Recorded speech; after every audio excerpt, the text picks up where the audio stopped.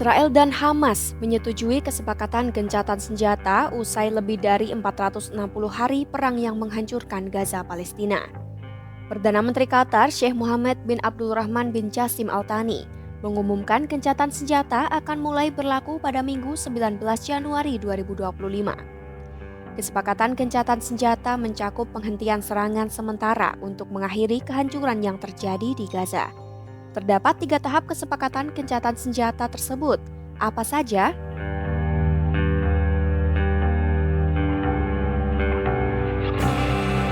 Tahap awal gencatan senjata akan berlangsung 6 minggu, mulai Minggu 19 Januari 2025 yang membuka negosiasi untuk mengakhiri perang.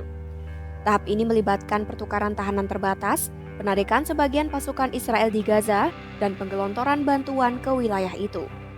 Sebanyak 33 tawanan warga Israel termasuk wanita, anak-anak, dan warga sipil usia di atas 50 tahun yang ditangkap selama serangan Hamas pada 7 Oktober 2023 akan dibebaskan.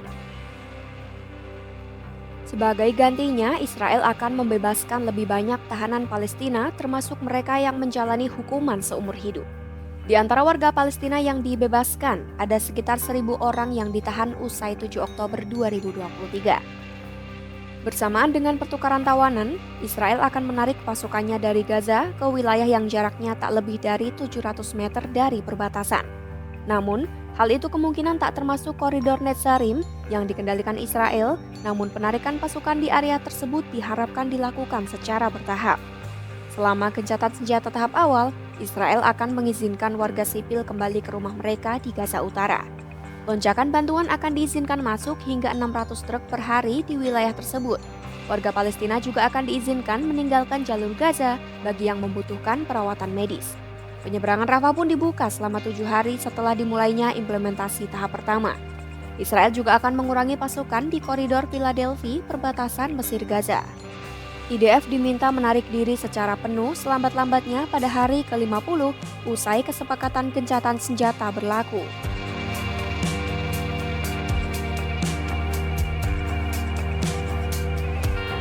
Perincian yang akan dilakukan pada tahap kedua dan ketiga baru akan dinegosiasikan selama tahap pertama gencatan senjata. Presiden AS Joe Biden menegaskan gencatan senjata akan terus berlangsung meski negosiasi tahap kedua dan ketiga digelar lebih lama dari 6 minggu.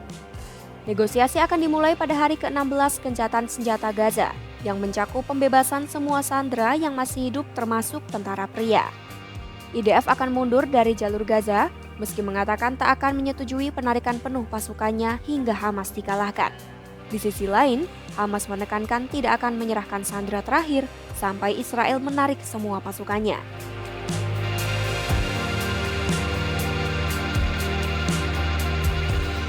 Jika syarat tahap kedua terpenuhi, tahap ketiga gencatan senjata meliputi pemulangan jenazah para sandera yang masih berada di Gaza.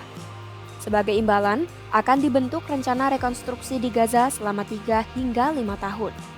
Meski begitu, belum jelas siapa yang akan menanggung biaya rekonstruksi Gaza meski pembangunan dilaksanakan di bawah pengawasan internasional.